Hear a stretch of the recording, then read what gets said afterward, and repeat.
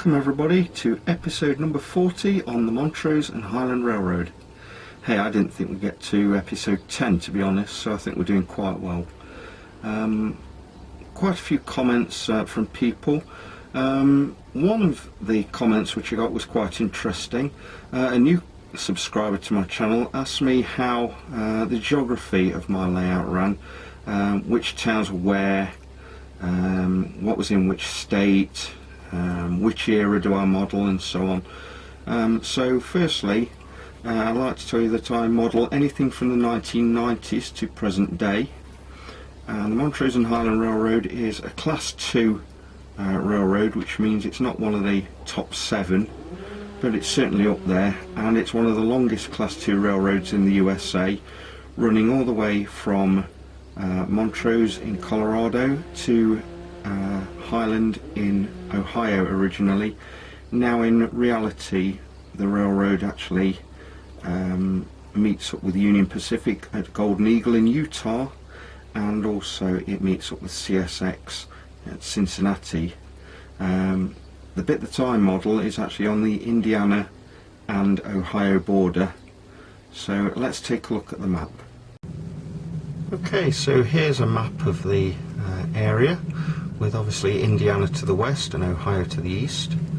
And the blue line represents my railroad, and you'll see that it runs from here in South Pine in Indiana. It's Cherry Valley, and then something that I'd forgotten, something I wrote into the original history, the trains then share CSX tracks up to Blue Haven Yard. So even though Blue Haven Yard is actually a Montrose and Highland Railroad yard, it's actually got CSX trackage rights on it as well, running rights on it. This red line here is the main CSX line, although you'll also find Norfolk Southern running on there as well. The black line is the state border, and then here you'll see, sorry, over here is an orange line that goes off up a branch line. I haven't made a little label for that. That goes to a coal mine. Trains are infrequent, to be honest. And here we've got the red line, which goes off to Indianapolis in the west, and the orange line here goes to Galenas. Before that it gets to Hartleyville and a new little town which I've created called Tanona. Now when I change my layout to this configuration, I actually lost two industries. I lost Independence Hill Independence Hill Cement, and also the Ferguson Busby Sports Equipment manufacturers. And I've actually moved those. They still exist, but they actually now exist in the little town called Tanona, so I can still send traffic there.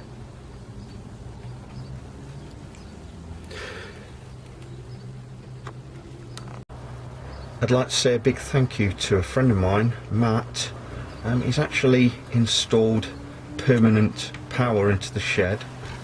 We have a switch here which switches on the power and the lights. You can see everything's dark at the minute.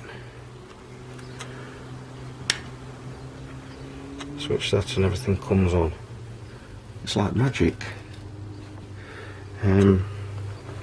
Power actually comes in behind that heater,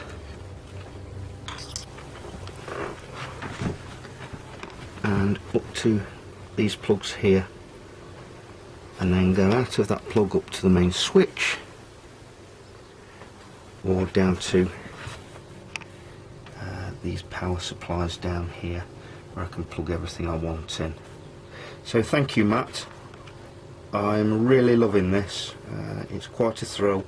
It might not sound anything to the casual visitor, but to actually have permanent power in the shed instead of using this extension cable up to the main house, it's still a novelty to me, to be honest.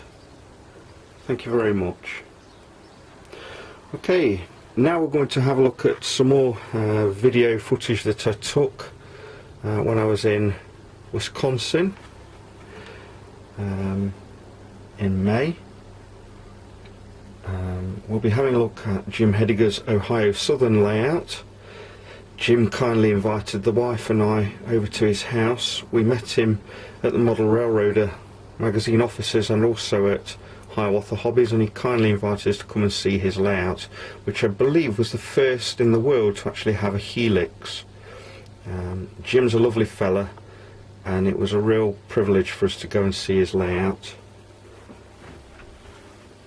And we'll also be taking a look at the what I saw on the main lines as well while we're in America, and there's footage from the trip up towards Jim's house with a Grand Trunk Western hired locomotive from Canadian National, and we'll also get to see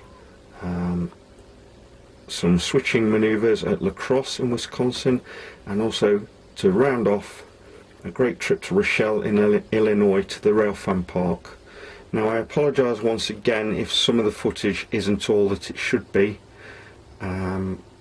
particularly the Rochelle footage. I actually only had my cell phone with me to take video at that point, so I do apologise if it's not up to my usual standards, or maybe it is, I don't know. Anyway, I hope you enjoy it.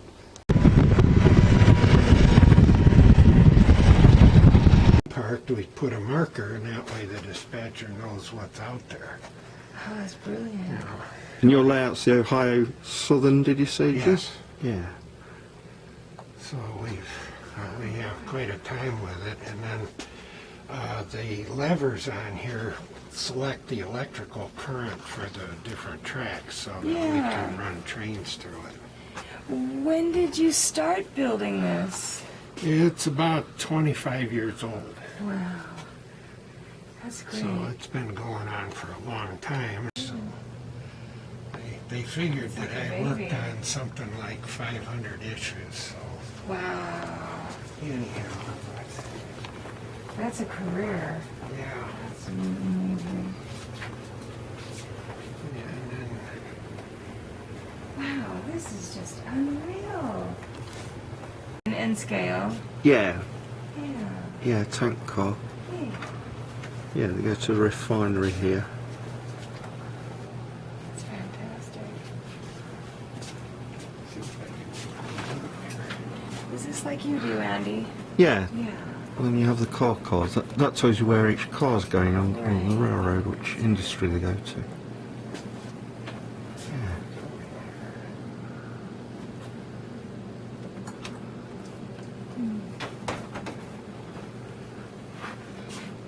And of course the Google. Yeah, Jim uses Google. We buy that. he had an N-scale railroad that was built on a door. Oh yeah. And so we had that one for a while. One of the boys has it. With the exception of a few of these locomotives, all the other ones are ones that I painted and decaled over the years. Oh, you've done them all, good. yeah. So I've been a busy trooper for a Yeah, while. definitely. Jim was telling me that his father worked for the company. Yeah. He worked for DT&I, Yeah. and so he replicated these.